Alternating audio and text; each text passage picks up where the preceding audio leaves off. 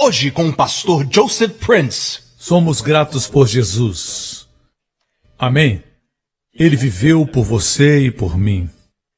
Eu me lembro em Israel, quando caminhei pela Via Dolorosa, e eu pensei comigo, meu Senhor caiu em algum lugar aqui. Obviamente ele caiu. E provavelmente muitas vezes. Ele carregou a cruz, ele nos via, e caiu e se levantou de novo, caiu outra vez e se levantou. E durante esse tempo, ele dizia, eu vou conseguir, vou pagar pelo pecado deles. Ele foi até o Calvário. Ele caiu para que você não caia. Amém? Ele caminhou trôpego para que você caminhasse no Espírito.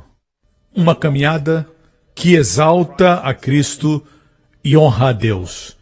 Assim tem que ser nossa caminhada. Igreja, tudo devemos a Ele.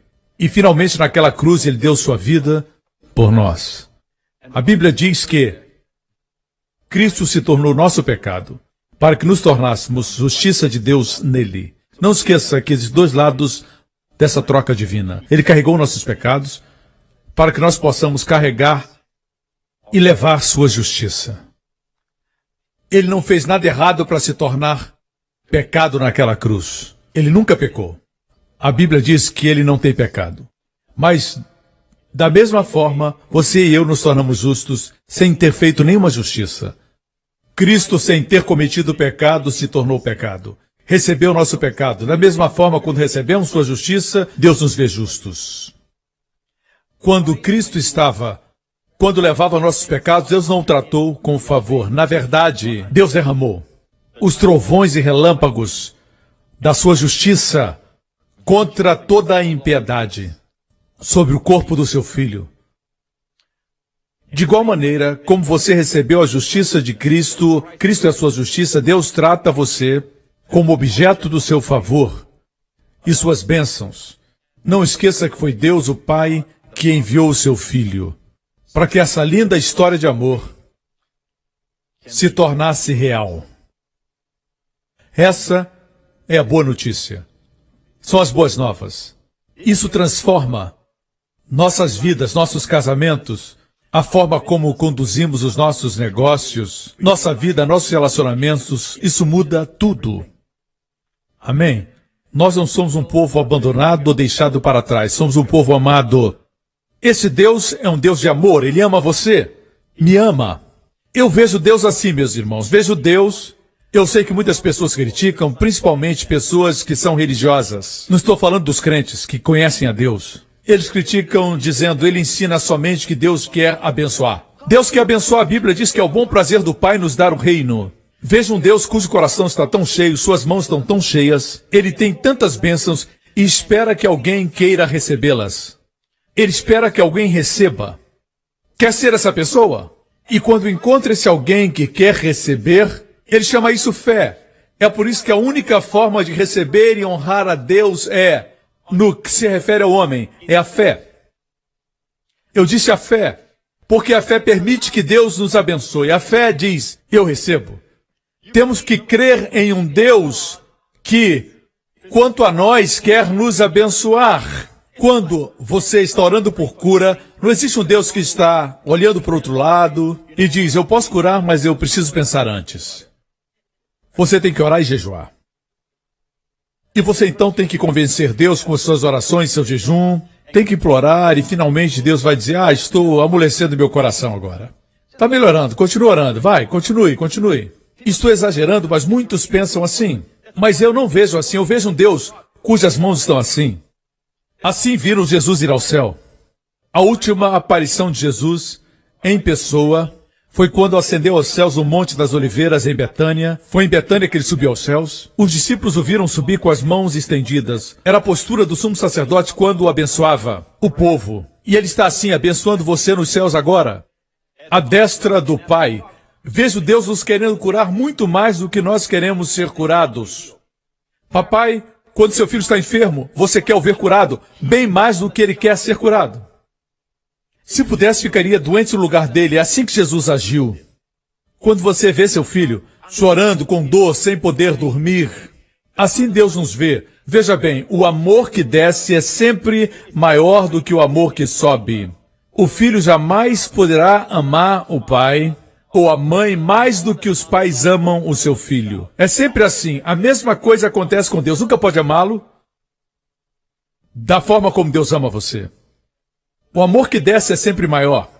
Eu vejo um Deus que quer curar. Não é que minha oração começou algo no coração de Deus. Deus sempre quis curar. Quando eu oro, a minha maior resposta tem que ser a fé. Eu tenho que crer que Ele está curando. Tenho que saber que Ele quer curar mais do que aquela pessoa quer ser curada. Quando eu oro, bem, eu me alinho com o coração de Deus, com a disposição de Deus. Vocês me escutam? Ah, mas o senhor só prega que Deus quer abençoar as pessoas. Qual é o seu problema? Qual é o seu problema? Ah, o senhor devia pregar sobre o Evangelho de Jesus Cristo. Isso é o Evangelho. Estou pregando o Evangelho. O senhor devia pregar que as pessoas têm que ganhar outros para Jesus. É mesmo? Dizer para que elas ganhem outros é muito importante. Depois de ganhar as pessoas, o que você tem que dizer para elas? Tem que dizer para elas ganhar outras pessoas. E essas pessoas que eu ganhar, quando elas ganharem outros para Jesus, através da pregação, e o que vai acontecer depois de serem salvas? Parece que serão salvas para salvar outros. Ser salvo para salvar? Ser salvo para salvar? Afinal de contas, quem é que vai viver a vida então? Alguém está vivendo a vida abundante de tal forma que reflita a bênção de Deus? Não é este o maior testemunho do Evangelho de Jesus Cristo? Além das palavras que pregamos, é a vida que vivemos o favor de Deus. As pessoas têm que dizer o que você tem. Parece que onde vai, a luz de Deus brilha em você. Boas coisas sempre acontecem com você. Eu falo português melhor do que você. Mas no fim, você sempre é mais abençoado. Por que isso? Em algum momento temos que viver nossas vidas de tal forma que vejam em nós a vida abundante. Amém? Igreja, Deus quer abençoar vocês mais do que vocês querem. Quer curá-los mais do que querem ser curados. Vou me opor, e aqui começa a pregação do Evangelho. Eu fui chamado por Deus para, literalmente, pegar o Evangelho do pó, certo? Bater a poeira e dizer, esse é o Evangelho primitivo. A palavra Evangelho quer dizer boas novas.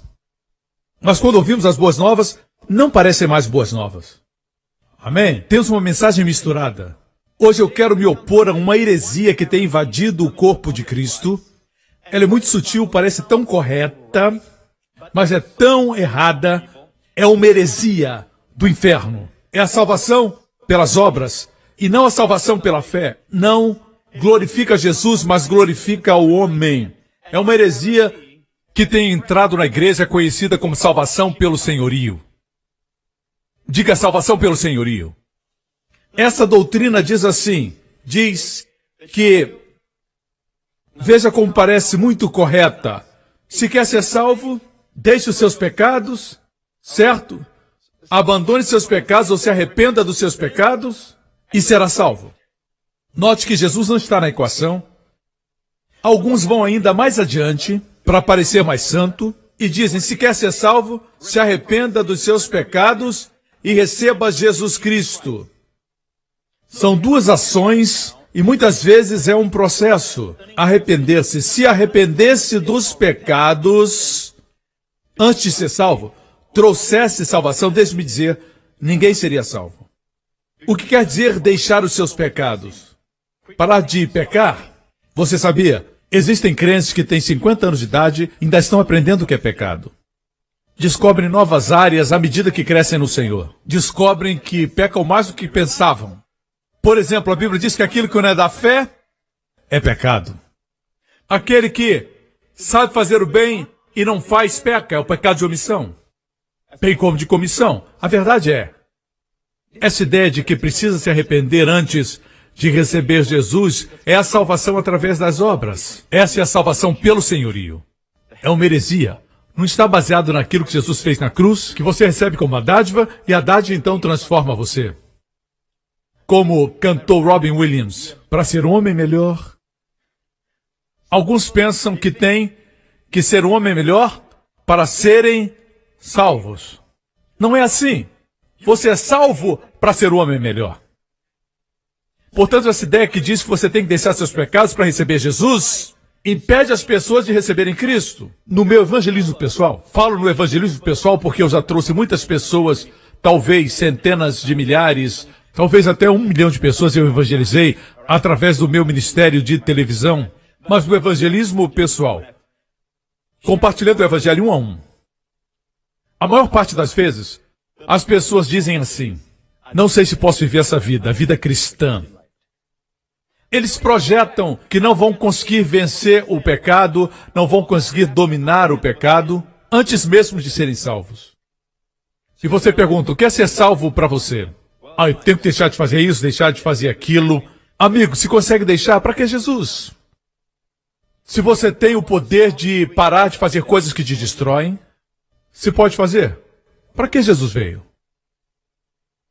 Eles não acreditam na total depravação do homem. Eles dizem, eu acho que eu posso, mas não quero parar. Amigo, você não pode parar.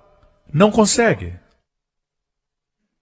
Você tem que aceitar a Jesus e a dádiva vai mudar você. Vocês me escutam? Assim diz a maioria. Ou eles respondem assim. Dizem, se Deus fosse amor, tem dificuldade de acreditar que Deus é amor. Dizem, se Deus é amor e todos podem ser salvos, Hitler poderia ser salvo. E dizem, Saddam Hussein poderia ter sido salvo e todos aqueles que trazem destruição e terrorismo, todos podem ser salvos. E falamos, se conhecessem o plano da salvação que Jesus fez, eles poderiam ter sido salvos. Eles não aceitam. Eles pensam, pessoas cometeram esse pecado, comparado ao meu pecadinho, meu pecado é aceitável, o dele não é, cada um tem sua própria versão do seu próprio pecado. Gosto do que disse D.L. Moody, ele disse, a voz do pecado fala alto, mas a voz do perdão fala ainda mais alto.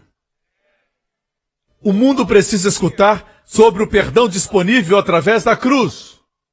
Mas temos feito, até do arrependimento, uma barreira entre o pecador e o seu Salvador. Nós falamos que tem que vir o arrependimento e depois a fé e depois Jesus. Amigo, não tem intermediário, nem mediador. Você pode ir diretamente até Jesus. E Ele vai transformar a sua vida. Mas pastor, a Bíblia ensina sobre o arrependimento? Sim, eu vou falar disso hoje. A Bíblia fala do arrependimento, quer dizer metanoia. Meta, mudança, noia, mente. Mudança de mente. Metanoia é um substantivo. Metaneo é um verbo de metanoia. É a mesma palavra. Arrepender é o verbo, arrependimento é o substantivo. É a mesma palavra metanoia, mudança de mente. Depende do contexto. Queria comer sorvete de baunilha, mas hoje vou comer de chocolate. Eu mudei. No grego seria metanoia. Eu metanoiei. Mudei de baunilha para chocolate. Significa mudar a mente. Às vezes se refere a mudar a mente quanto ao pecado. Às vezes mudar a mente quanto a algo que fazer. Mas não é sentir remorso com o pecado. Isso não é metanoia.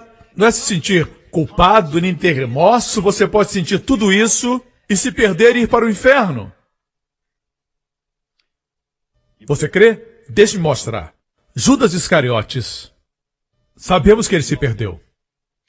Ele não se perdeu. Todos estamos perdidos antes de receber Jesus. Alguns acham que estavam bem, Jesus veio e estragou tudo. Jesus veio e disse, você crê? Se não crê, vá para o inferno.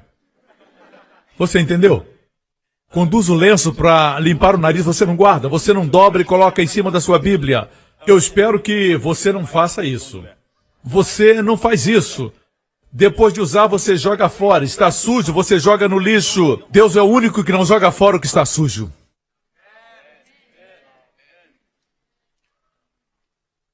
E ele vai além.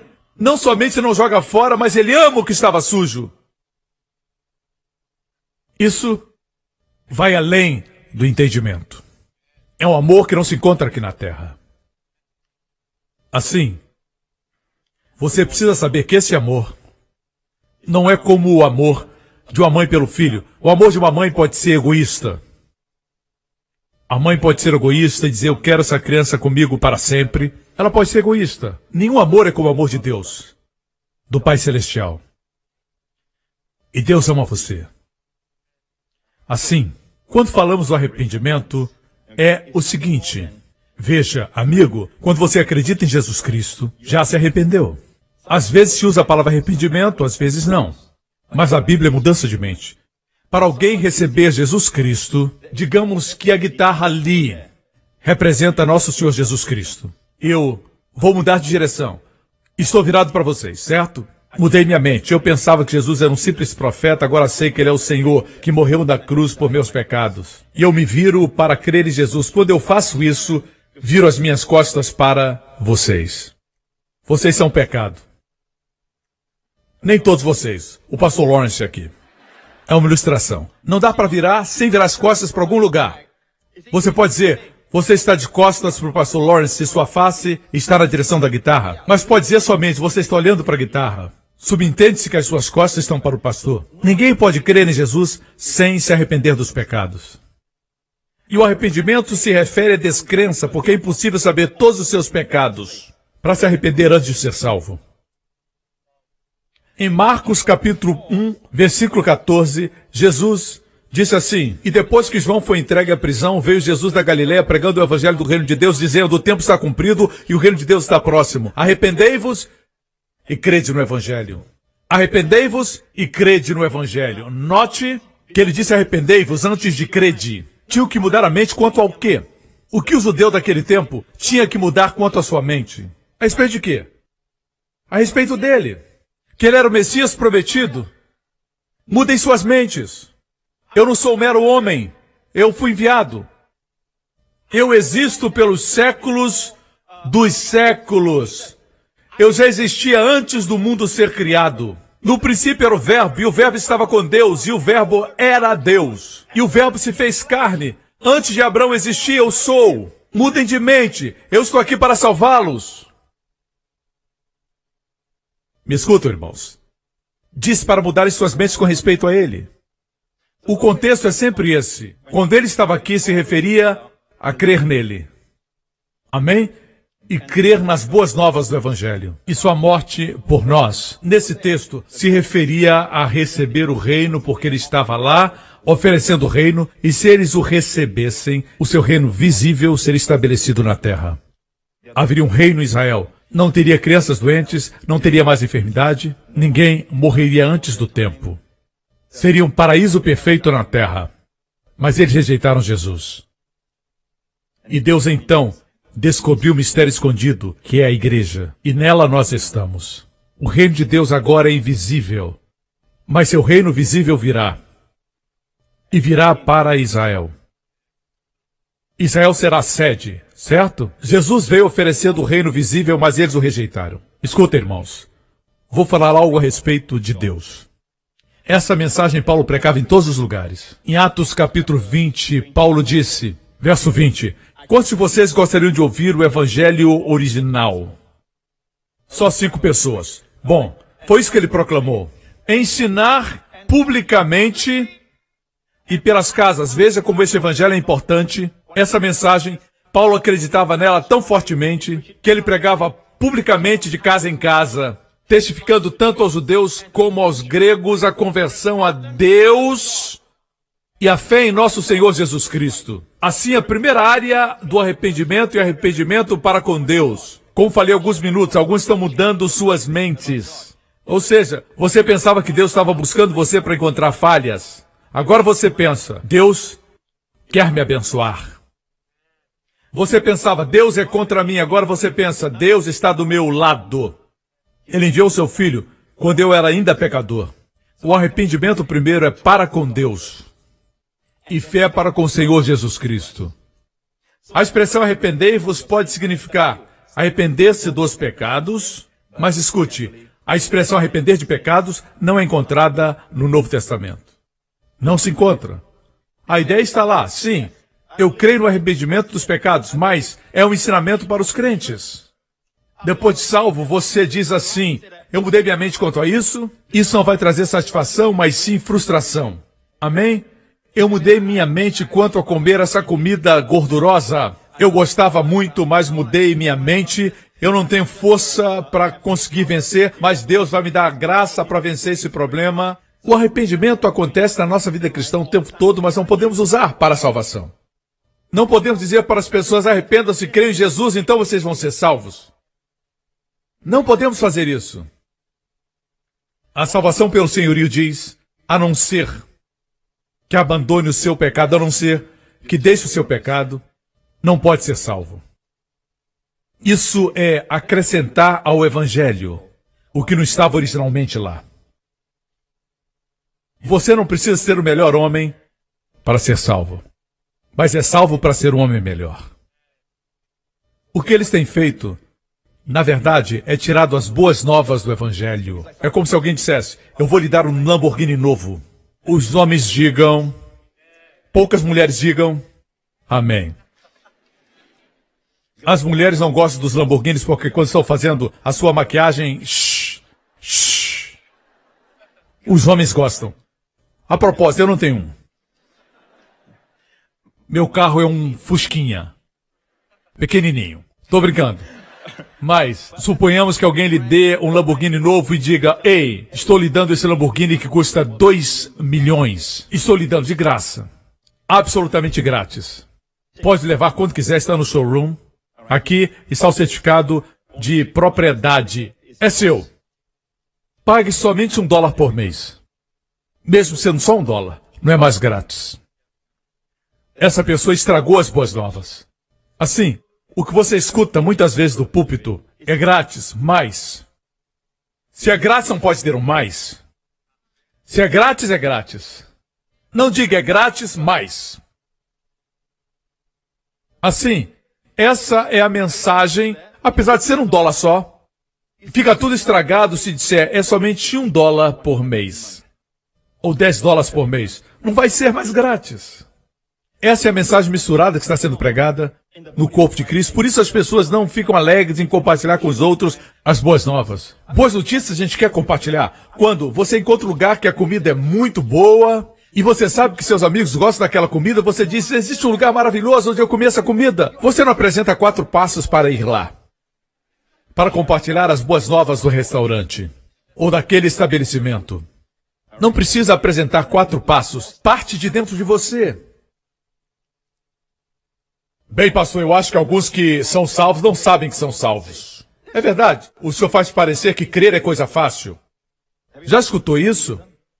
Fácil para nós, mas custou a Deus seu Filho. Custou a Jesus terríveis agonias, não somente fisicamente, mas no seu interior, na sua alma. Ele suportou o julgamento de um Deus santo sobre o seu ser inculpável. Ele se tornou pecado, somente o pensamento de se tornar pecado. No dia anterior, ele estava no jardim de Getsêmani, ele estava orando: se possível, passa de mim esse cálice, contudo, Pai, seja feita a tua vontade, não a minha. Nessa declaração estava o nosso destino eterno. Imagine o pensamento de se tornar pecado na cruz. Ele não cometeu o pecado, não conhecia o pecado. Ele era completamente sem qualquer pecado. Não entendemos isso. Para nós, um pouquinho de pecado aqui e ali não nos fere. Para ele, se tornar pecado e separado de Deus o encheu de sombras. Ele chorou a ponto de suar gotas de sangue. Se somente o pensamento de se tornar pecado no dia seguinte, na cruz, causou tal agonia, imagine quando ele se tornou pecado. Nunca saberemos o quanto nosso Senhor sofreu por nos amar. Amém. Não diga que foi fácil. É fácil para nós. Graças a Deus é fácil. Fácil não quer dizer barato. Muitos tentam fazer com que a salvação seja cara para você. Eu deixei disso, parei com aquilo, eu fiz isso, fiz aquilo. É como se a pessoa dissesse para Jesus: não é maravilhoso eu estar no seu reino? Todos nós éramos ímpios pecadores quando o encontramos. Muitos não gostam que eu fale isso. Éramos ímpios quando fomos salvos. Pensamos que pecadores são gente como Saddam Hussein, Adolf Hitler e outros, mas todos nós éramos ímpios pecadores. Quando Jesus curou e ressuscitou, a filha de Jairo. Ela tinha morrido provavelmente 1 hora antes de Jesus chegar. Tinha acabado de morrer. Temos também a história da viúva de Naim, cujo filho Jesus ressuscitou. Tinha morrido talvez 10 horas antes. Enterravam no mesmo dia. Jesus estava lá, certo? Estava morto há mais tempo. Vamos falar agora de Lázaro. Estava morto há 4 dias. 4 dias. Todos os 3 foram ressuscitados por Jesus. Não existe tal coisa como esse é pouco morto, Lázaro é mais morto. Essa mulher é uma prostituta. Esse sujeito aqui é um banqueiro. Está bem estabelecido na sua área. É menos morto. Mas a Bíblia diz que todos estamos mortos espiritualmente. Alguns pecam no exterior, outros no interior. Pregue, pastor. Amém. Aleluia. Jesus veio salvar todos nós. Eu disse, Jesus veio nos salvar a todos. Amém. Não veio fazer pessoas ruins ficarem boas, mas pessoas mortas ficarem vivas. Estamos todos mortos. Existem graus de morte.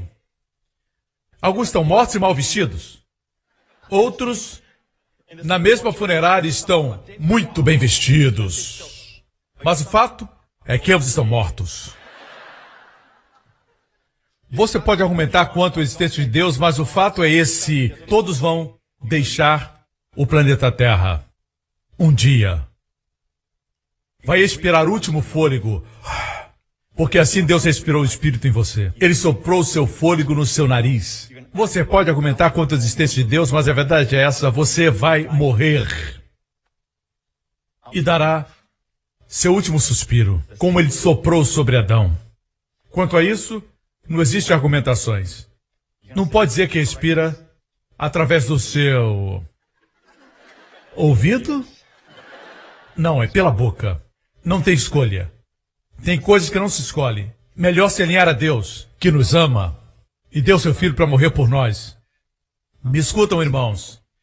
Os pregadores que pregam a salvação pelo senhorio vão ao dicionário ou citam outros homens de Deus, só a parte que concordam. Eles dizem, vocês têm que se arrepender. Eu creio no arrependimento. Jesus disse para as 7 igrejas, não para todas, mas para 5 de 7, para que se arrependessem em diferentes áreas. O que ele disse para a igreja de Laodiceia não foi o que ele disse para a igreja de Éfeso.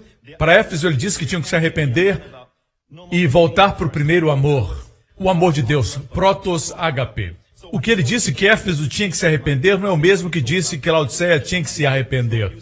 Não use as 5 igrejas para dizer que nós temos que nos arrepender para que sejamos salvos. O arrependimento é um ensinamento válido e significa mudar de mente. Eu disse mudar de mente, dependendo do assunto. Por exemplo, se você diz, eu era grosseiro antes de minha mulher terminar de falar, eu a interrompia. Digamos que seja isso. Mas Deus tem me mostrado que esse não é um comportamento de consideração. Eu percebi e me arrependi disso. Agora eu vou ouvi-la e dizer, tem mais alguma coisa para dizer? Isso é arrepender-se? O arrependimento pode ser do pecado ou pode ser de um comportamento como falta de consideração. Saiba que, todos os domingos, quando prego a palavra de Deus, as mentes das pessoas são mudadas.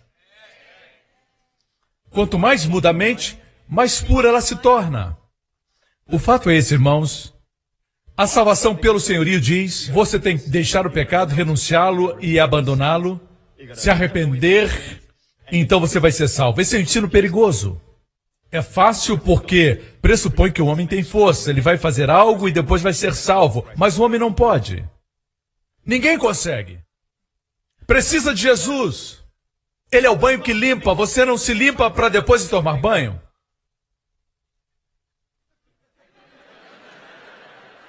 Você toma banho e fica limpo. Se torna um homem melhor. O diabo quer colocar muitos obstáculos diante do pecador e o Salvador.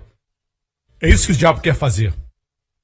Veja bem, é muito fácil ser salvo. As pessoas olham para o dicionário e o dicionário diz, a definição de arrependimento é se sentir mal, ter sentimento de culpa, Sentir-se triste. Se sentir-se mal é arrependimento, quando no grego diz mudar de mente, muitas vezes alguém se sente mal, mas só sentir mal não muda a mente. Mudar de mente pode envolver a emoção de se sentir mal, ou pode trazer alegria quando você muda sua mente quanto a algo. Amém? Mas arrependimento é mudança de mente. Você sabe que no Antigo Testamento, Deus mudou de ideia muitas vezes. Sabia? No Antigo Testamento, existem 46 referências quanto à palavra arrependimento e seus derivados. Arrepender, arrependimento. Essa palavra aparece 46 vezes no Antigo Testamento. Mas 9 vezes das 46 se refere ao homem se arrependendo. Homem mudando sua mente. 37 vezes. 9 das 46 vezes, o homem se arrependeu. 37 vezes, Deus se arrependeu. Veja Êxodo 32. O Senhor arrependeu-se do mal que dissera que havia de fazer ao seu povo. Vejamos o contexto aqui. Fizeram um bezerro de ouro, provocaram a Deus, dizendo, esse é o Deus que nos tirou do Egito. E Deus disse, Moisés, saia, vou destruir esse povo, de ti farei uma grande nação. E Moisés implorou e disse, Deus, não faças isso. O que os ímpios dirão de ti? Amém? Deus disse, eu ouvi a sua oração. Nosso Deus quer ser implorado. Por exemplo, antes de destruir Sodoma e Gomorra, ele foi visitar Abraão, sabendo que Abraão intercederia. E Deus disse a Abraão que ele estava indo destruir Sodoma e Gomorra para que Abraão começasse a orar. Deus não se alegra em punir, mas se alegra em abençoar. Muitas vezes ele tem que executar justiça. Ele queria que Abraão intercedesse. E Abraão disse, se o senhor encontrar 50 justos, o senhor poupa a cidade. Deus disse, se houver 50, eu não destruo. Se o senhor encontrar 30, ele disse, não vou destruir. E 20, ele disse, não vou destruir. Até que chegou a 10. E Deus disse, 10 não destruo. Isso se aplica a qualquer nação do mundo. Alguns dizem, Deus vai destruir a América. Existem 10 justos na América? Tem 10 justos em Singapura? Deus não destrói por amor de 10. Se Abraão chegasse a somente um, só tinha um, seu sobrinho, que era justo. A Bíblia chama o justo Ló. Mas ele parou de pedir. Deus não se alegra com juízo, ele gosta de ser implorado. Ele disse, vou destruí-los e fazer de você uma nova nação. Moisés disse, não, Senhor. E Deus mudou sua mente. Veja, se arrependimento é definido como arrependimento de pecado, temos um problema aqui. Deus não tem pecados para se arrepender. Mudar sua mente quanto ao mal e o juízo que ele daria, sim. Mudar sua mente quanto a um desastre que ele permitiria acontecer, sim, ele pode mudar. Deus fez isso muitas vezes no Antigo Testamento. Mas Deus não se arrepende do pecado. Certo? Deus não tem pecado. Deus é santo, santo, santo. Amém? Assim, 37 vezes das 46 se refere a Deus se arrepender. Só 9 vezes fala do homem. E a palavra arrependimento, teshuva. Teshuva. Shuv significa virar-se. Hebraico se lê da direita para a esquerda. Temos Shin, Vav, Bet, Rei. Temos Shuv. As primeiras 3 letras formam Shuv, que quer dizer virar-se. Mas arrependimento tem um rei, que forma a palavra Shuvah. Quer dizer, você se vira para rei. Rei é o sopro de Deus. É a 5ª letra que representa o número 5 no alfabeto hebraico. É a 5ª letra rei. Veja, Abraão só se tornou frutífero quando Deus soprou rei no seu nome. E ele virou Abraham e se tornou frutífero. O rei é a letra da graça. Também Sarai não foi fértil até que Deus soprou rei. E Sarai se tornou Sara. E ela se tornou uma rainha, a mãe das multidões. Amém? Assim, as 3 primeiras letras formam virar-se. Virar-se para onde? Arrependimento quer dizer virar-se para rei, virar-se para a graça. Quando você vira para a graça, se arrepende. Quando se vira para a graça, ocorre o arrependimento. Me escutam? No hebraico é teshuva. Amém? Se não entendeu ainda, eu acho que vai entender quando eu falar das parábolas de Jesus, as parábolas da graça. Foram 3 parábolas de graça. Em Lucas 14, Jesus estava com uma multidão que veio atrás dele. Se percebe que Jesus não estava confortável com eles. Vieram a Jesus, vendo-o como um exemplo. Alguns o viam como uma celebridade, outros como um operador de milagres. Outros vinham aprender com ele, mas todas essas formas não o agradavam. Mas em Lucas 15, se aproximaram dele pecadores e publicanos, e Jesus ficou confortável. Quando alguém o procura como o Salvador, certo? É aí que ele fica satisfeito. Quando vinham a ele para aprender, alguém pode aprender e continuar dependente de si mesmo. Estou só aprendendo. Você é meu exemplo. Mas quando você vai a ele e você o abraça como a vida, é uma história diferente. Jesus não veio para ser imitado. Ele veio para ser usado. Quando ele diz que é o pão da vida, o que você faz com o pão? Você olha lá e admira e diz, você é bonito. Tostadinho desse lado, não está muito queimado. Ele não veio para ser admirado, apesar de o admirarmos. Quando ele diz que é pão da vida, o que ele quer que você faça? E vocês são famintos.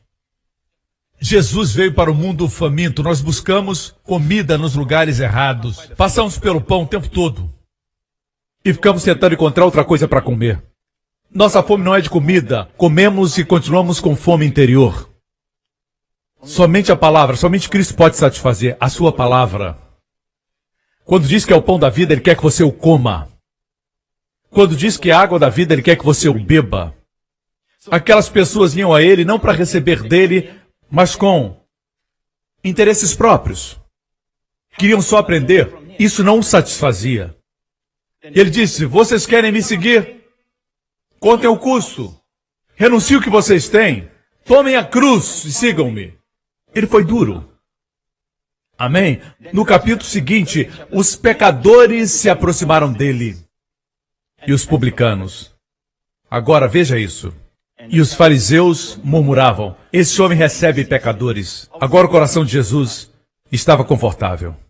Porque quando você vê nele um Salvador, é porque você sabe que é pecador. E ele é um Salvador melhor do que eu sou o pecador. Você não ouviu o que eu disse? Ele é o melhor Salvador do que eu sou o pecador.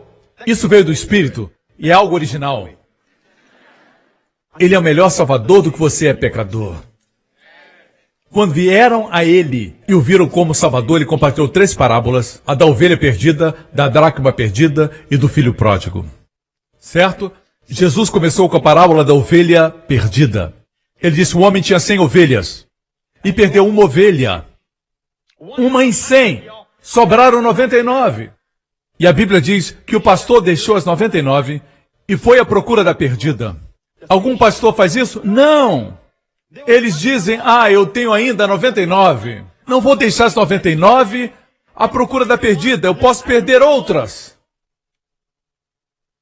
Só um pastor faz isso. Só um pastor no universo deixa as 99 para buscar a perdida. Para ele, toda ovelha é preciosa. Ele olha para a multidão e vê você precioso e único. Ele é Deus, é como se você fosse único nesse lugar. Quando eu prego, alguns dizem, pastor, o senhor conhece a minha história? O senhor prega como se o senhor conhecesse a minha vida. É o pastor que procura você. Todos são importantes. Ele deixou as 99 e foi procurar a perdida e a encontrou. Quando a encontrou, ele a colocou sobre os seus ombros, o lugar da força. A ovelha não precisava andar. Regozijando-se. Ele não batia nela e dizia que ovelha ruim, que ovelha desobediente. Sempre se desviando. Sempre indo embora. Só me traz problema. Não sabe que eu tive que andar muito. Veja, isso é normal. Eu disse isso é normal. Você faz até com seu cachorro. Mas o que ele fez não é normal. Ele se alegrou. Se alegrou. Veja o seu estilo. E, chegando em casa, convoca os amigos e vizinhos e faz algo incrível. Ele diz para eles: alegrai-vos comigo, porque já achei a minha ovelha perdida. Quem faz isso? Encontrou a ovelha, e daí? Ele deu uma festa. Somente um ser no universo faz uma festa quando alguém se converte a ele. E Jesus disse: digo-vos que assim haverá alegria no céu por um pecador que se arrepende. Era uma questão de arrependimento. Mais do que por 99 justos que não necessitam de arrependimento. Temos um verbo e um substantivo aqui numa sentença. Arrepender e arrependimento. Escute, eu estava lendo esse texto e disse para mim mesmo: aqui está falando do arrependimento.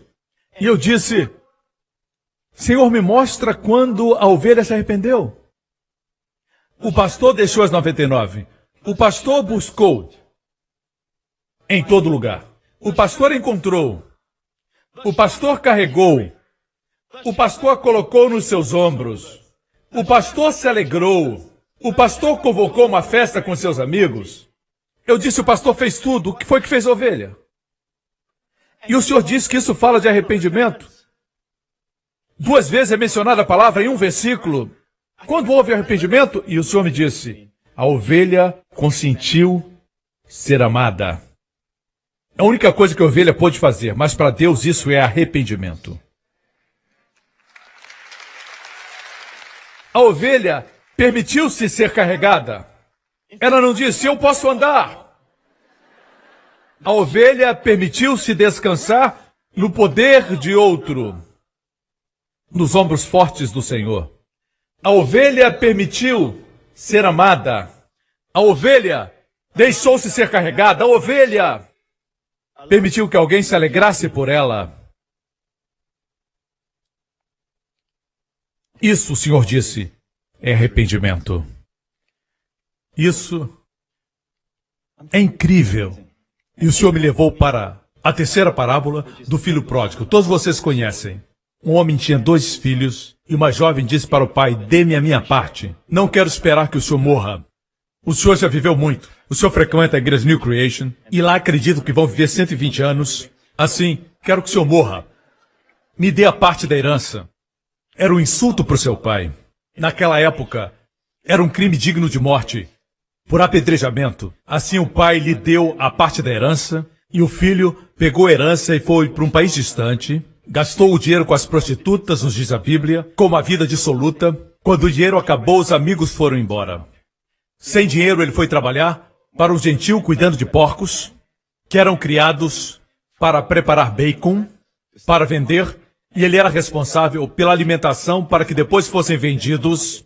Para o judeu, esse era o pior trabalho. Ele estava no fundo do poço. E ele olhava para as bolotas que os porcos comiam, ele tinha vontade até de comê-las. Subitamente, pensamentos vieram à sua mente.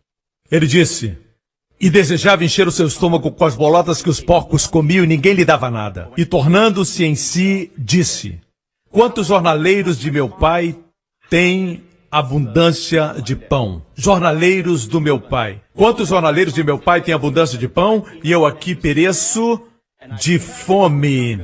Você sabia que na casa do pai tem abundância de pão?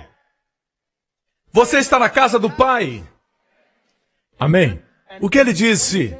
Ele disse: como meu pai deve ter se entristecido. Como eu o feri. Ele sentiu falta do seu pai? Não. O que ele pensava? No seu estômago. E eu pereço de fome. Ele pensou: os jornaleiros do meu pai têm tudo e eu aqui tenho fome. Eles têm abundância de pão. Verso 18.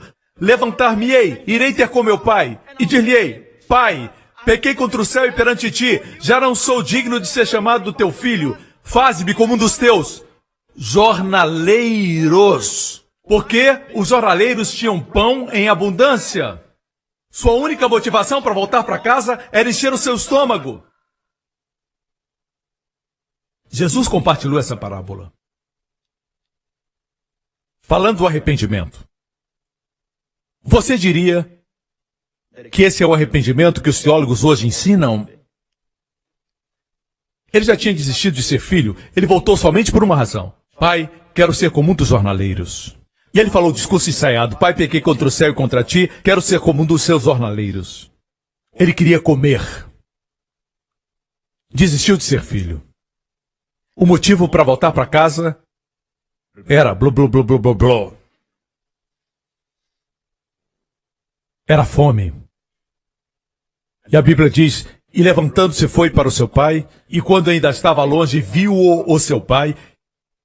Ele estava distante, o pai esperava por ele.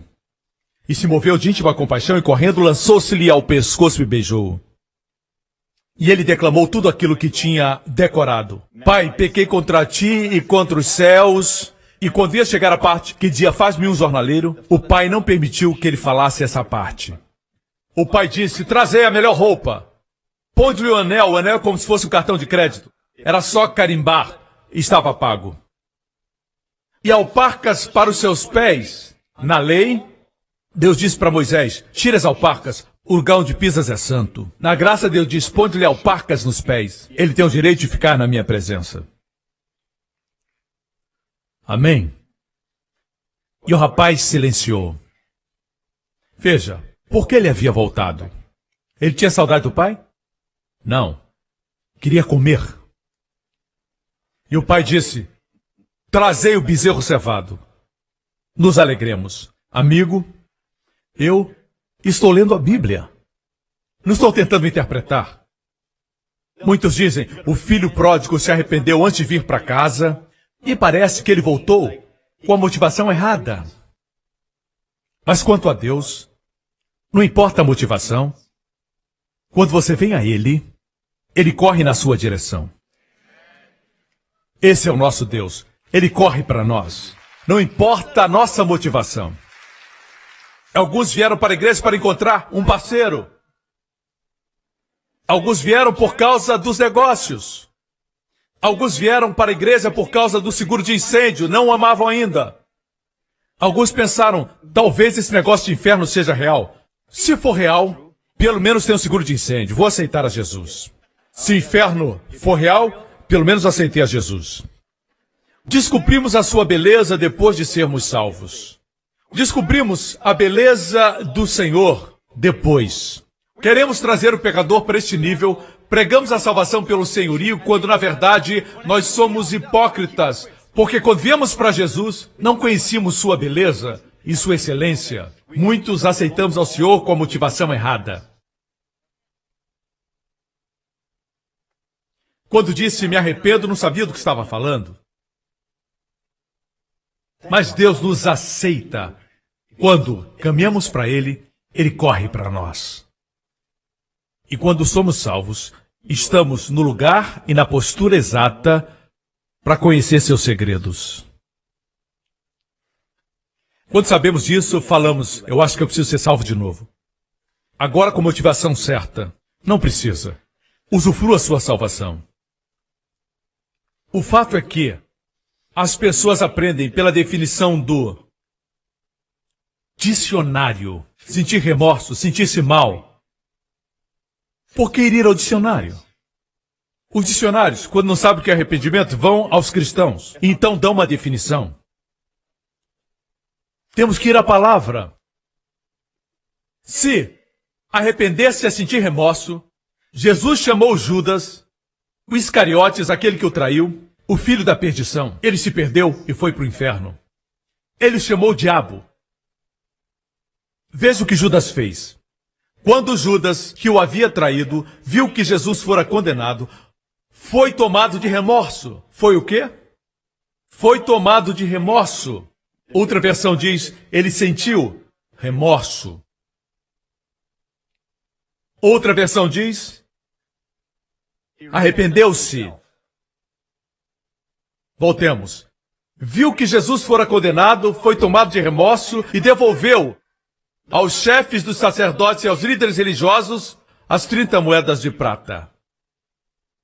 Isso foi restituição? A Bíblia é simples, me responda agora. Isso não é uma pegadinha. Eu não faço isso, alguns outros pastores fazem. Só estou perguntando, ele não trouxe de volta as 30 moedas de prata para os sacerdotes? E para os fariseus, isso não foi uma restituição? Veja o que ele fez mais. E ele disse, pequei, pois traí o sangue inocente. Ele sabia que o sangue de Jesus era inocente. E eles retrucaram, o que nos importa? A responsabilidade é sua. Você pensa que a vida com o diabo é divertida? Depois de usar você, ele joga você fora. Como se fosse um lenço sujo.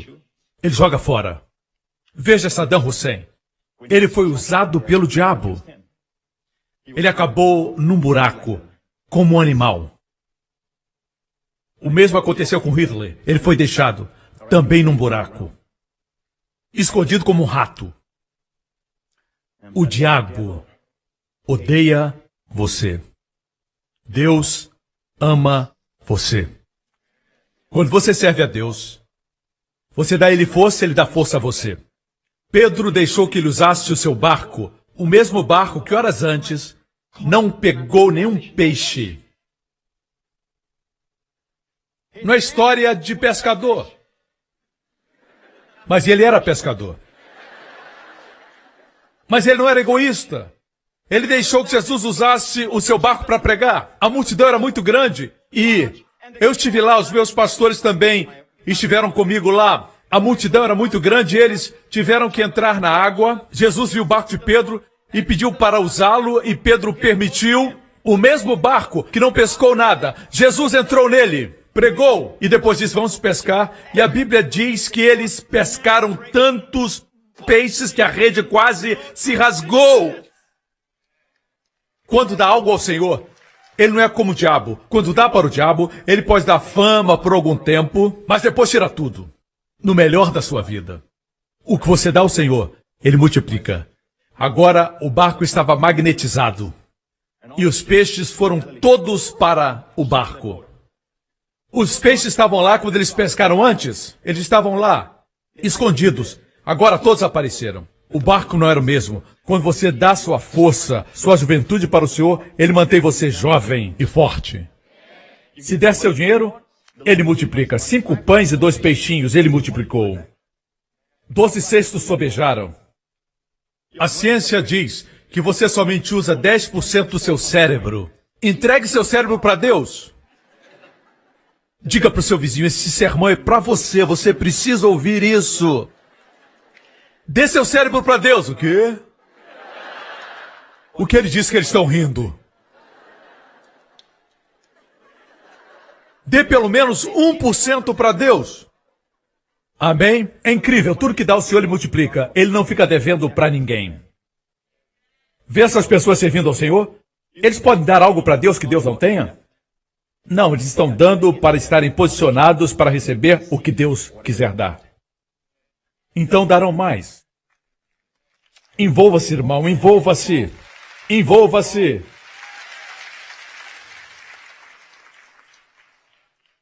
Veja. Ele sentiu remorso e restituiu. Versículo 5. Saindo, foi e enforcou-se. Isso, creia você ou não, não é o pecado imperdoável. Se um crente aceitar a Jesus Cristo e a salvação e cometer suicídio, alguns perguntarão, foi para o céu ou foi para o inferno? Por favor. Claro, era salvo e salvo para sempre. Uma vez recebendo Cristo, isso é para sempre. Assim como ninguém pode desfazer o que Adão fez, ninguém pode desfazer o que o último Adão fez. Mas Judas não foi para Jesus.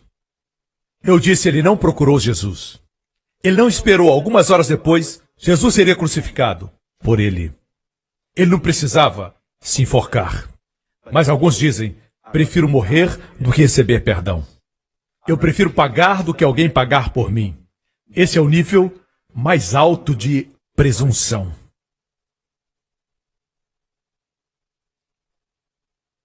A salvação pelo senhorio diz, não pode ser de graça. Temos que fazer isso, deixar aquilo, fazer aquilo outro. Não é assim, amigo. Não tem nada a ver com você. A salvação não tem nada a ver com você. Me desculpe. Sabe o que traz para Jesus? Seus pecados. Os homens pensam que tem que levar alguma coisa, ir a Deus com algo nas mãos. Não, você vem vazio. E depois ele põe algo em suas mãos. Para que devolva ele, e ele dá mais, para que você devolva ele, e assim vai. Quando vem, vem vazio. Vem sem nada. Até o ar que respira foi ele que deu. Você pode usar esse ar para blasfemar. E pode até mesmo fazer brincadeiras que blasfemam. Mas o fôlego vem dele. E não decide quanto à sua morte. Quando morrer, o fôlego vai sair de você. O fôlego que Deus soprou. Se o remorso de Judas, a sua restituição, seu suicídio, esqueça a última parte. Se isso fosse arrependimento, como está definido no dicionário, ele seria salvo. Mas isso não aconteceu. Isso é arrependimento. Você pode chorar, pode deixar isso, deixar aquilo, abandonar aquilo, mas se não aceitou a Jesus, você não é salvo. Talvez você não fale línguas e até tenha o hálito de álcool. Se disser, o Senhor é meu Salvador, obrigado por morrer por meus pecados, você vai ser salvo com um cheiro de álcool na boca. A mudança vem depois porque o poder de Deus se manifesta. Mas não enganemos as pessoas quanto a isso. Eu odeio ver o corpo de Cristo ser roubado. E pregadores como eu, que tiram pó do evangelho, dizendo esse é o evangelho que se pregava na igreja primitiva, somos vistos como alguém que prega o evangelho estranho. Quando aquele que é o evangelho estranho. Quando Pedro pregou na casa de Cornélio, ele não usou a palavra arrependimento. Veja aqui, Atos 10. Ele disse, todos os profetas dão testemunho dele, de que todo aquele que nele crê recebe o perdão dos pecados, mediante o seu nome. Quando Pedro ainda estava falando essas palavras, o Espírito Santo desceu. Não falou em arrependimento. Agora, quando ele pregou no Pentecoste, perto do templo, ele usou a palavra arrependimento. Ele disse, arrependei-vos. Não esqueça que ele falava primordialmente para judeus e prosélitos no dia de Pentecoste, para que mudasse a mente, porque ele disse para eles, vocês mataram o príncipe da vida. Eles eram os únicos que viram Jesus fisicamente e ainda assim o crucificaram. Como nação tinham que se arrepender e mudar a mente quanto a isso e receber o dom do Espírito Santo. Daí em diante, o evangelho foi pregado e muitas vezes a palavra arrependimento não estava presente. Quer dizer que não houve arrependimento? Claro que houve. Mas não foi mencionada. Ele não mencionou. Pedro disse quem crê. Paulo, em Antioquia da Pisídia, eu estive lá, está na Turquia. A sinagoga ainda está lá. Paulo pregou e concluiu dizendo, através desse homem é pregado o perdão dos pecados. E todos os que crerem, não diz que se arrependerem, mas os que crerem são justificados de todas as coisas que não podiam ser justificados através da lei de Moisés. Arrependimento não é mencionado. Mas claro que se arrependeram, porque a Bíblia diz que muitos quiseram ouvir de novo a palavra.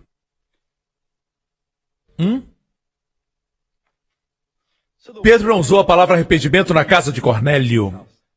Pedro foi pregar aos gentios. Essa foi a primeira vez que foi pregado a eles. Deus abriu a porta para os gentios. Porque Israel rejeitou o Messias, Deus disse agora a mensagem é para o mundo inteiro. Para provocar ciúmes em Israel. Foi a primeira vez que o evangelho foi pregado aos gentios. No dia seguinte, Pedro foi convocado para a sede em Jerusalém pelos pastores judeus e pelos bispos. Eles o convocaram. Vejamos o capítulo seguinte, Atos 11. Assim, quando Pedro subiu a Jerusalém, os que eram do partido dos circuncisos o criticavam, dizendo, você entrou na casa dos homens incircuncisos e comeu com eles. Eu falei assim para colocar um pouquinho de emoção. Quando lemos a Bíblia, não pode ser você entrou na casa dos homens incircuncisos. Viu o ponto de exclamação? Você comeu com eles. Pedro então começou a explicar-lhes exatamente como havia acontecido. E ele contou que 3 homens foram enviados da Cesareia e o Senhor mandou que os seguisse sem hesitar. E ele chegou à casa de Cornélio e pregou e falou, quem crê em Jesus vai ter o perdão dos pecados. E ele disse, e o Espírito caiu sobre eles. E eles coçaram a barba, olharam para ele. Eles eram cristãos judeus e foi exatamente isso que eles disseram. Vejamos, versículo 15. Quando comecei a falar, o Espírito Santo desceu sobre eles, como sobre nós no princípio. Então me lembrei o que o Senhor disse, versículo 17. Se, pois, Deus lhes deu o mesmo dom que nos dera quando cremos no Senhor Jesus Cristo, quem sou eu para me opor a Deus? O estilo judeu. Quem sou eu? Essa é a entonação dos judeus. Está falando comigo? Hein?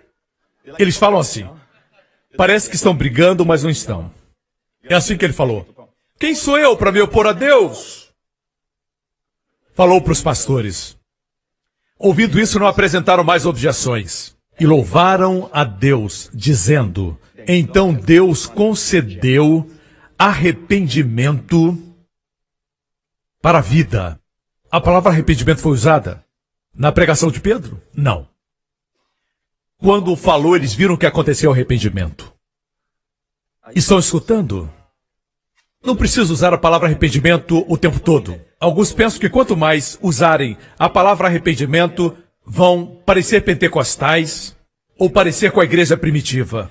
Mas deixe-me dizer isso. Se pregar essa mistura da lei, as pessoas não vão ter do que se arrepender. Mudar a mente de quê? É a pregação do Evangelho, com a unção do Espírito, que muda a mente das pessoas. Amém? Vou dizer algo mais que vai impressionar você. Existem na Bíblia 4 evangelhos. Quais são? Essa parte aqui. Falem qual o primeiro. Galeria. Marcos. Marcos com R. Marcos. Lembra do pastor Marcos? Ele diz que é Marcos, mas eu chamo Marcos. No terceiro andar, Lucas. Falta um. Todos. João. Dos 4, qual o mais impresso em forma de livreto, enviado para as pessoas? Qual o mais impresso, o mais publicado e o mais enviado? João. Instintivamente sabemos que João é o evangelho mais apropriado para evangelizar e para aqueles que são crentes, para começar na fé. Todos concordam no Espírito que João é o evangelho. Por que foi escrito? João capítulo 20. Aqui está o propósito do Evangelho de João. Mas estes foram escritos para que vocês creiam que Jesus é o Cristo, o Filho de Deus, e crendo, não se arrependendo, mas crendo, tenham vida em seu nome. Agora, você está pronto? Se segure bem. Em todo o Evangelho de João, nenhuma vez, aparece arrependimento. Nenhuma.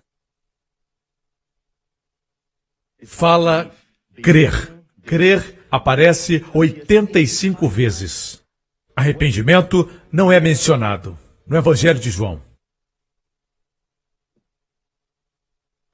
Mas João foi escrito para que as pessoas crescem em Jesus Cristo. João cometeu uma injustiça conosco? Não. Porque para crer, você de fato tem que se arrepender. Tem que mudar de mente. Não podemos fazer do arrependimento uma obra. Mas, pastor, eu acredito que temos que entrevistar as pessoas para saber se são salvas de fato. Tem certeza que é salvo? Eu não entrevistei você. Eles sempre se acham salvos, os outros é que não são. Eles dizem, temos que falar com as pessoas para ter certeza que são salvas. Vejamos esse versículo. Em Atos capítulo 2, depois de Pedro pregar no dia de Pentecoste, os que aceitaram a mensagem foram batizados e naquele dia, diga naquele dia, no mesmo dia, irmãos, no mesmo, houve um acréscimo de 3.000 pessoas. À igreja foram acrescentadas 3.000 pessoas em um dia e foram batizados. No mesmo dia, os que receberam a palavra foram batizados. Salvos e batizados no mesmo dia. Se os apóstolos acreditassem na salvação pelo senhorio, o que é que eles fariam? Nós não podemos ainda batizá-los. Eles entendem ou não? Nós não temos certeza se eles são salvos. Temos que ter calma. Temos que entrevistar a todos eles. Essa entrevista é para trabalhar na CIA? Ou no FBI? Veja bem, Pedro sabia, obviamente, que quando pregamos o Evangelho e as pessoas respondem, aceitam a Jesus e colocam sua confiança nele, são salvas. Sim, eu também acredito que quando alguém é salvo, os frutos aparecem. Como na vida de Abraão, ele ofereceu seu filho Isaque no altar, e isso foi um grande ato. Claro que Deus não queria que Isaque morresse, era somente um teste, mas o fato é esse: não confunda a raiz com o fruto. Que estava 7 capítulos depois. Não confunda a raiz com o fruto. Como Abraão foi salvo, ele creu no Senhor. E o Senhor acreditou como justiça. Essa foi a raiz. Se a raiz é real, o fruto será real. Mas não é certo exigir que as pessoas produzam frutos agora, antes do tempo. Me entendem, irmãos? Seria impossível entrevistar essas 3.000 pessoas. A igreja primitiva não acreditava nessa loucura. Vamos esperar porque não sabemos quem é salvo. Ouvi um pastor dizer: eu não sei quem é salvo nessa igreja. Se alguém é salvo ou não, eu não sei. Eu não tenho certeza da minha salvação. É verdade, eu ouvi um pastor dizer exatamente isso. Deixe-me dizer para você, irmão, creia no Senhor Jesus e você e a sua casa serão salvos. Ah, você é daqueles que querem que a salvação é fácil. Graças a Deus é fácil. Até uma criança pode crer, meus irmãos. Quanto ao batismo em águas, eles foram batizados também no mesmo dia. Você acha que todos entendiam o que era aquele mergulho? Todos entendiam o que era o batismo? Tudo bem que tem uma classe, mas não pode ser mais de 2 dias. Algumas horas é o suficiente. Explicar e batizá-los. Mas nós queremos sempre dificultar. Gostamos disso. Parecia que estamos trabalhando mais para justificar o nosso salário. Amém? Mas qual a impressão que estamos dando para o mundo? O mundo diz: não tenho como viver essa vida. Nós falamos: a vida cristã é muito difícil. Mas eu digo, não é só difícil, é impossível. Somente um pôde vivê-la. Seu nome é? Quando você pede que ele venha à sua vida, você descansa nele. Ele vai produzir o fruto. Se não estiver descansando, não está nele. Volte para o fabricante. Me escutam? Alguns dizem assim: olha, o sacrifício é importante. O arrependimento envolve a ação. Mas veja, Judas trouxe de volta as 30 moedas e não foi salvo. Falam de restituição de forma tal que alguns nem têm certeza mais da salvação. Todos os que estamos aqui temos um passado. Parecemos muito santos, mas todos nós temos uma história passada. Jesus foi crucificado entre 2 ladrões. Ele estava na cruz do meio. Eu já perguntei uma vez ao Senhor: veja, essa revelação é pessoal, você não precisa acreditar. Por que entre 2 ladrões? Existem tantos crimes no mundo, por que entre 2 ladrões? E o Senhor me disse: para que não seja roubado dos 2 lados. Eu gostei disso. Assim, veja, Jesus sempre está no meio. Deus sempre põe seu filho no centro. Veja, se nós acreditarmos que Deus quer Jesus no centro, tudo vai funcionar. Voltemos à história. Jesus estava na cruz e tinha um ladrão. E ele virou para o Senhor para verem que a salvação é fácil. Ele disse: Senhor, ambos acusavam o Senhor. Ambos eram maus no início. Eram maus, mas um deles viu que ele respondia amor, quando ele disse: Pai, perdoa-lhes, porque eles não sabem o que fazem. Ele viu a glória de Deus na cruz. Para isso requer a graça de Deus. E ele virou e disse: Senhor. Veja, você já ouviu esse ditado? Se Jesus não for o Senhor de tudo, não é o Senhor de nada. Essa é a salvação pelo senhorio. Quem diz isso não sabe do que está falando. Quem diz isso gosta de pensar que Jesus é o Senhor de tudo em sua vida. Mas é orgulho dizer isso. Quando falamos que Jesus é Senhor, aceitamos o fato de ser Salvador. Queremos que Ele seja Senhor de toda a nossa vida. Mas nossa vida está submetida a Ele em tudo? Não. Se tivermos que esperar até que nossa vida esteja sob seu controle total, isso é salvação por obras. E é outro evangelho. Cuidado com isso. O ladrão se virou para Jesus e disse: Senhor, lembre de mim quando entrar no seu reino. Jesus se virou para ele e disse: você é ladrão, né? Roubou muito? Ele disse: sim, Senhor. Então, vá e restitua tudo o que roubou. Pague a pena, restitua para os donos originais o que você roubou. Se não puder restituir, pague. Não roube o pagamento, pague tudo. E o ladrão disse: ok, senhor, eu queria fazer isso, mas estou um tanto preso aqui. Foi isso que aconteceu? Graças a Deus que esses pregadores não estavam lá. Imagine na cruz eles gritando: a salvação não é fácil assim.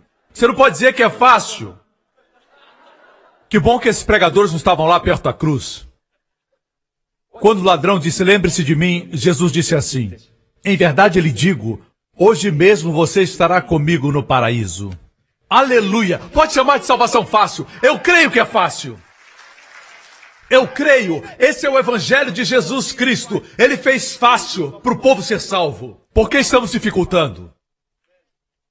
Por quê? É trabalho do diabo dificultar. Como disse, fácil não quer dizer barato. Graças a Deus não somos nós que pagamos o preço. Ele pagou. Quem clamar o nome de Jesus será salvo. O meu avô, eu chamava de Baba. E era um homem muito incrédulo. E ele fazia pouco caso de mim quando eu era novo convertido. Eu era muito suave. Ele dizia: ah, você crê em Deus? Manda ele fazer cair pão do céu. Caiu pão? Não caiu. Eu olhava para ele fazia pouco caso da minha fé. Eu tinha 7 anos de idade, 6 ou 7. Ele zombava de mim. Quando ele estava morrendo no hospital, minha mãe foi visitá-lo. Ele não tinha paz, ele levantava, deitava, e não tinha paz. E então, minha mãe disse: clame por Jesus. Era tudo que minha mãe dizia: chame por Jesus. E ele recusava nos últimos momentos. E ela dizia: papai, clame por Jesus. Finalmente ele olhou para o céu, com a mão no peito. Ele tinha problemas para respirar. Ele olhou para cima e disse: Jesus, me perdoa. Meu Baba disse. Seus olhos se fecharam, seu rosto ficou pacífico e recostou-se na cama e foi estar com o Senhor. Seu rosto estava pacífico, a minha avó, que não era salva, viu a expressão do seu rosto e entregou sua vida a Jesus naquele dia. Naquele mesmo dia, ela entregou sua vida a Jesus, porque ela viu a paz no seu rosto. Quem clamar o nome do Senhor será salvo. Você não sabe se o parente que você orou por ele, o seu tio, sua tia, o seu irmão, a sua irmã, ou mesmo os seus avós, você ora por eles e mesmo inconscientes, Deus pode visitá-los. A minha mãe tinha uma tia que era chinesa. Minha mãe orou por ela por muito tempo para que ela fosse salva. Ela não falava o inglês. Jesus apareceu para ela falando em cantonês, contando as histórias da Bíblia, e ela contou essas histórias para os seus filhos, que estão nos evangelhos sem nunca ter lido a Bíblia. E ela dizia que o Senhor havia contado as histórias para ela. Ela era uma mulher muito feliz, era uma velhinha feliz durante o período que ainda viveu. Foi salva. Vai acontecer a mesma coisa com seus parentes, porque você ora por eles. A Bíblia diz: crê no Senhor Jesus e será salvo tu e a tua casa. Escute-me, eu vou concluir. Você sabia que, quando facilitamos as coisas, na verdade quem facilitou foi o Senhor Jesus. Até mesmo em coma podem escutar você. Então diga: faça essa oração comigo. Crê em Jesus que morreu por seus pecados. Eu creio que até em coma eles podem orar. Alguns dão resposta apertando um dedo. São salvos. Certa pessoa me contou que falou para o seu pai: pai, faça essa oração, pai, faça essa oração. E ele emitiu um som. Não havia emitido aquele som antes. Ele foi salvo. Outro disse: pai, move o seu dedo se você quer receber Jesus. E ele moveu. Foi salvo. Por isso, durante seu ministério, somente uma vez o Senhor disse: estreito é o caminho. Se examinar o grego, está no presente. Se referiu ao presente. Quando ele estava em Israel, a maior parte dos judeus o rejeitaram. Estavam cegos, não o viram como Salvador. Somente os 12 e os 70 creram nele, não foram muitos. Por isso ele disse: estreito é o caminho e poucos entram por ele. Ok? Não se aplica aos nossos dias. Alguns dizem, estreito é o caminho, estreito é o caminho. Para que pregar? Mas foi assim, escute com cuidado. O último livro da Bíblia, o livro de Apocalipse, me diz que João viu uma multidão de todas as línguas, de todas as tribos, uma multidão que nenhum homem pode contar. É a Bíblia, não é exagero, a Bíblia não exagera. Uma multidão inumerável. A Bíblia também fala de inferno no último livro, Apocalipse, e diz que o inferno será lançado no lago de fogo, mas não diz que no inferno terá uma multidão que ninguém poderá contar. Isso é Bíblia. Eu disse Bíblia. É fácil ser salvo. Não sabemos quem será salvo no final. Pensamos que alguém foi para o inferno e vamos nos surpreender. E estará no céu. Aí, irmão! Quem é você? Eu sou o seu bisavô, rapaz. Eu fui salvo. Mas bisavô, o senhor não está mais careca? Me respeita, rapaz, me respeita. Vai parecer ter a sua idade. No céu ninguém envelhece. E terá uma multidão inumerável. Eu não creio no universalismo, isso é uma heresia. Dizer que todos serão salvos, não. Tem que crer. Então a Bíblia não seria verdade. João 3,16 não fala de arrependimento. Fala de crer. Amém? Todo aquele que nele crê, não pereça, mas tenha vida eterna. Amém, igreja? Alegre-se. Suas orações são respondidas. Você não sabe se sua avó recebeu Jesus. Eu creio que ela foi salva. Você vai ter surpresas. A Bíblia diz, crê no Senhor e será salvo você e a sua casa.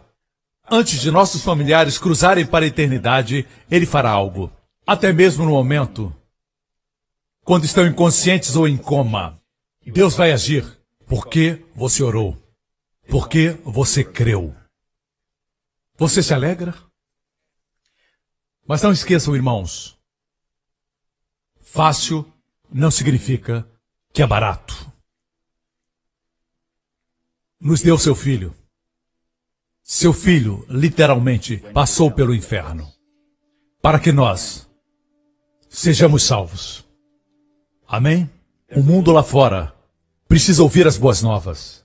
Quando você diz, você sabe que pode ser salvo, qual a jogada? Não existe nada de graça. Qual a jogada? E você tem que dizer, Ele já pagou. A salvação é uma dádiva. Não? Você quer dizer que todos podem ser salvos? Sim, todos podem. Mas nem todos são humildes a ponto de receber essa dádiva. Mas se você quiser, poderá ser salvo agora. A salvação não é assim. Receber Jesus e talvez ser salvo, entrar no processo para ser salvo, um dia será salvo. Esse ensino é perigoso. Não, você vai ser salvo como os 3.000 foram salvos no mesmo dia. A partir daí cresce em sabedoria. Continua aprendendo a se arrepender. Por pensar de forma errada. A respeito de Deus, de você mesmo e dos outros. Isso é um processo. À medida que pregava, pessoas se arrependeram. Sem usarmos a palavra. A pregação transforma as mentes. E produz mudança de crença. E quando quer corretamente, vive corretamente. Dê a Ele o louvor e a glória. At all times I will bless Him. His praise will be in my mouth. My soul makes its boast in the Lord. All the humble people will hear of Him. All the afflicted will be glad and join with me to magnify the Lord. Let us exalt His name together forever. I sought the Lord, He heard me. He delivered me from my fears. Let us exalt His name together forever. Oh, sing his praises, magnify the Lord. Amigo, se está aqui hoje e nunca colocou sua confiança no Filho de Deus, o Senhor Jesus Cristo, eu convido você a fazer isso agora. Não é difícil, você não precisa vir aqui à frente. Onde você está, coloque a sua confiança em Cristo e será salvo, não por um instante, mas para sempre. Jesus levou seus pecados 2000 anos atrás, porque Cristo é um ser eterno. Ele não somente era homem, mas também era Deus. A cruz estava além do tempo. Ele morreu por aqueles que viveram antes dele, por aqueles que viviam naquela época e por aqueles que viveram depois da cruz. Todos os seus pecados foram colocados sobre ele na cruz. Se acreditar nisso e colocar sua confiança nele, será eternamente salvo. Se esse é você, onde estiver, saiba que o Senhor está tão perto de você como está de mim. Ele espera que você o convide, ele não vai arrombar a porta do seu coração.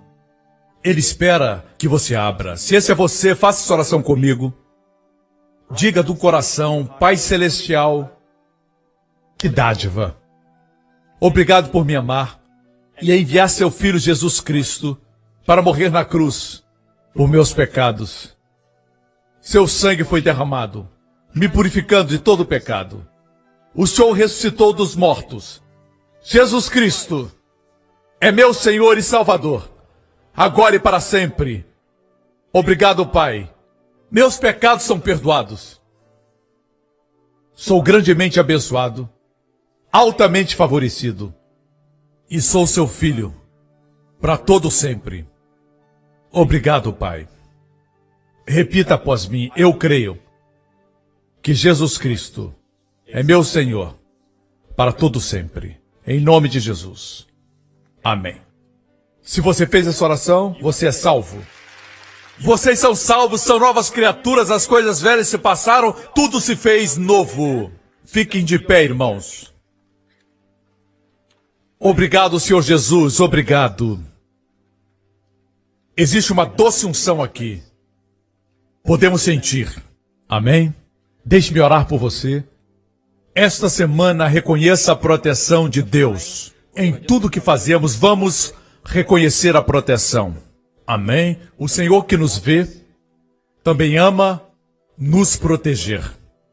Confie nele. Pai, agradecemos por seu amor por nós e agradecemos por essa oração que o Senhor deu para o sumo sacerdote de Israel pronunciar sobre o povo. Nessa próxima semana, que o Senhor o abençoe com as bênçãos do Pai Abraão. O Senhor abençoe a sua família.